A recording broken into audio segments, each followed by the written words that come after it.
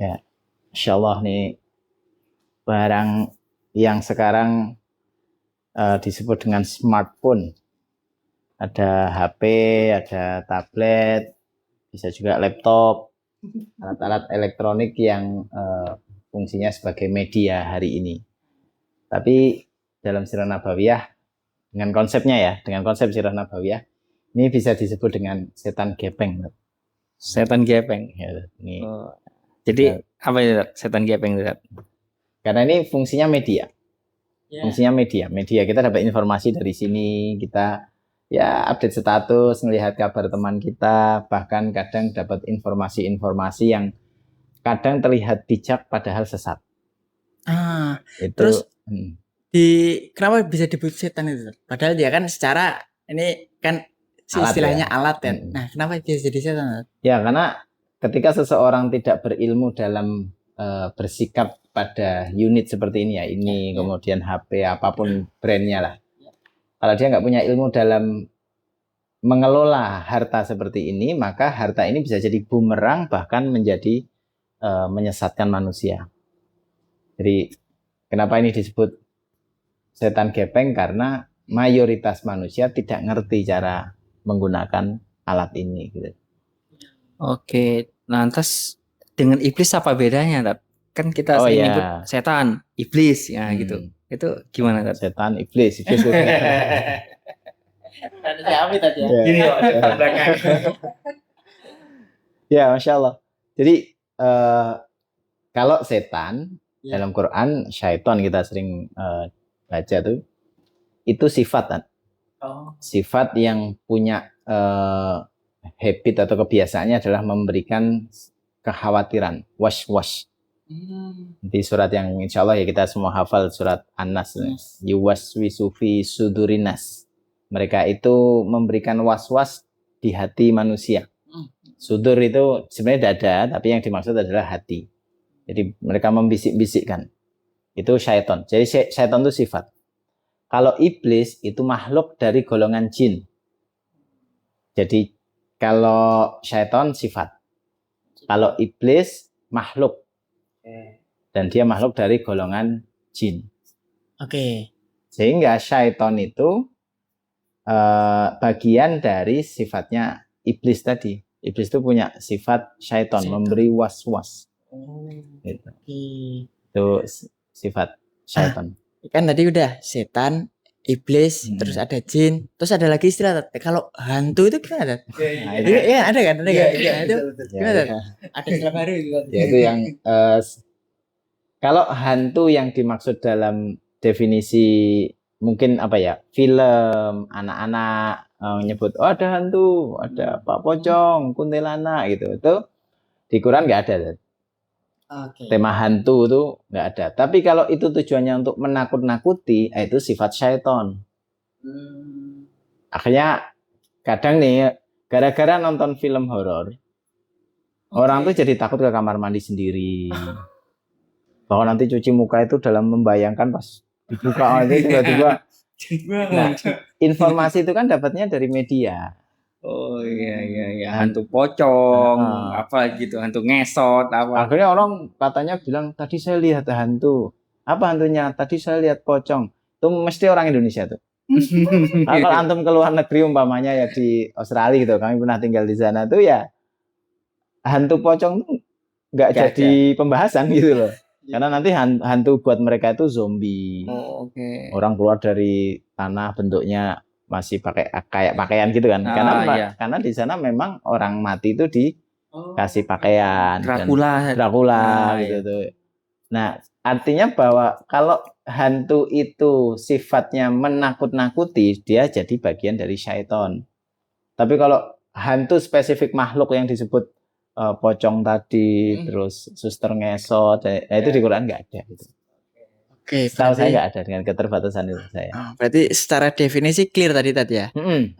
Setan, iblis, jin, bahkan hantu. Nah, terus kalau kita kembali ke surat An-Nas, kan di situ jelas yuwaswisu fi sudurinas minal jin natiwanas. Wah ya. kok ada kalimat nasnya Tat? Kan secara artinya bahasa Arab itu nas itu kan manusia Tat. Ya. Kenapa dia bisa disebut setan? Nah, karena setan nggak cuma jin. Oh. Setan itu juga kadang bentuknya manusia. Setan bentuk manusia. Ya. Setan kepala hitam. Setannya punya rambut. Dia rambut. Oke. Siapa mereka? Mereka lah yang suka memberikan was-was kepada manusia. Sesama manusia. Memberikan kekhawatiran-kekhawatiran. Berita yang isinya hanya membuat kita jadi takut, jadi khawatir. Hati-hati, orang kadang hanya bercanda pakai kata ngeprank. Yang tujuannya cuma menakut-nakuti. Walaupun nanti ujungnya ya ini cuma hiburan ini. Nah, tapi cuma bercanda. Masalahnya sikap menakut-nakuti itu sudah sikap yang bagian dari syaiton. Jadi syaiton nggak cuma jin, tapi juga manusia. Berarti setiap manusia berpotensi memiliki sifat syaiton. Jelas. Ketika dia jauh dari hidayah, maka dia bisa menjadi bagian dari sifat syaiton tadi. Nah, akhirnya orang menakut-nakuti kan perlu media. Iya. Dinakut-nakuti via media.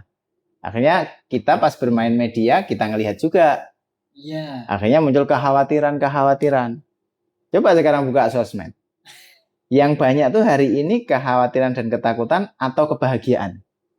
Kekhawatiran. Ini yang kemudian disebut dengan setan gepeng tadi itu ya itu. Oke, nah itu kita clear lagi kan, setan tuh pasti menakuti, was-was, terus nanti efeknya adalah sedih, kan balik-balik lagi gitu kan. Sedih, takut, khawatir. Nah, kita sebagai manusia yang kita pengen lah Allah itu beri hidayah kepada kita. Yang sampai akhirnya gimana kita itu biar terhindar dari setan itu tadi Tat? Ya, kita harus pelajari dulu tema paling tidak karena ada beberapa cara. Quran itu ada menyebut kalimat gini, wala tattabi'u khutuwati syaiton, dan janganlah kalian mengikuti langkah-langkah syaiton. Nah, ayat itu disebut dalam Quran itu 4 kali. 4 kali. Dan 4 kali itu kalau nanti kita lihat di dalam Quran tadaburnya macam-macam. 4 itu paling tidak nih kategorinya, paling tidak 1 urusan kerusakan bumi. Nanti urusan kerusakan tanah, tanaman gitu. Bahkan peternakan gitu. Itu ada di situ. Yang kedua tentang tema makan dan minum. Makanan dan minum itu menjadi objek media syaitan untuk mempengaruhi manusia. Jadi apa yang dimakan manusia itu bisa berpengaruh kepada mental dan kualitas berpikir seseorang. Tuh, makanan. Yang ketiga tentang media. Media itu digunakan oleh syaitan untuk memberikan was-was, dan dampak yang ada di dalam pernah terjadi dalam fitnah media di masa Sirah Nabawiyah adalah tuduhan zina. Jadi nanti dari media itu sampai berdampak ke zina. Bunda Aisyah ya? Iya betul, dalam peristiwa Hadithul If yang Allah abadikan di surat An-Nur, yaitu tentang tuduhan kepada Bunda Aisyah, yang tuduhan ini jelas fitnah, menuduh Bunda Aisyah berzina. Nah, tuduhan itu saat itu singkatnya intinya itu fitnah media. Ada tema media, dan tema media nanti berdampak pada zina. Nah, dari 3 ini, urusan kerusakan tanah, kerusakan tanaman, peternakan, makanan dan minuman, media, ujungnya kerusakan pada seluruh syariat. Jadi syariat Islam itu jadi nggak bisa kafah. Jadi nggak bisa, keseluruhan syariat itu nggak bisa dijalankan gitu. Karena sudah dirusak di berbagai tempat ini. Nah, ketika sudah seperti itu udah kerusakan parah tuh terjadi. Sehingga gimana cara mengembalikannya? Ya pelajari tentang media-media ini tadi. Maka kenalilah syaitan. Kenali syaitan. Berarti kita udah tahu definisi setan tadi. Terus kita juga harus mengenali tadi ya. Iya. Karena bagaimana kita mau mengalahkan musuh kita sementara kita nggak kenal musuh kita? Ya. Kalau umpama pertandingan sepak bola gitu. Iya. Kadang tuh ada pelatih yang dia itu sebelum nanti tanding dengan sebuah tim lawan, dia datengin dulu tim lawan tuh strateginya gimana. Kan dipelajari itu. Riset itu. Nah, ayat menjelaskan tentang setan tuh banyak banget. Kata iblis itu setahu saya disebutkan 11 kali dalam Quran. Kata iblisnya, syaitannya lebih banyak lagi. Nah, maka kenalilah syaitan walaupun kita tidak harus menyayanginya, maka bukan berarti tak kenal maka tak sayang gitu kan. Jangan. Dikenali agar kita tahu bagaimana strategi dia untuk bisa kita kalahkan. Iya, iya. Jadi itu yang penting buat kita. Dan di dalam sirah nabawiyah, syaitan dulu dominannya ada di sebuah syair. Jadi mereka juga perlu media. Jadi kalau kita sekarang medianya kayak gini. Nah, dulu di masa itu medianya berupa syair.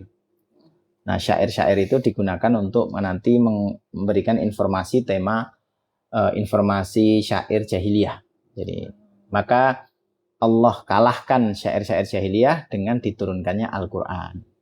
Sehingga Al-Qur'an itu kalau antum amati secara tata bahasa, kata-katanya itu Masya Allah mirip kayak syair, tapi Quran tidak mau disebut sebagai syair. Jadi kalahkan media syaitan dengan tadabbur Al-Quran. Dan amati ayat itu dalam kehidupan Rasul dan bagaimana Rasul dan para sahabat melaksanakan ayat tersebut.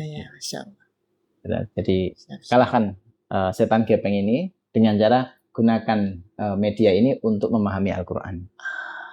Jangan digunakan hanya untuk kemubadiran, nonton kesedihan, kemarahan. Nanti akhirnya kita nggak lepas-lepas dari gangguan syaitan. Kita ada kesimpulan dari antum berdua. Masya Allah ya. Setan itu emang dari dulu emang visinya gitu tadi ya.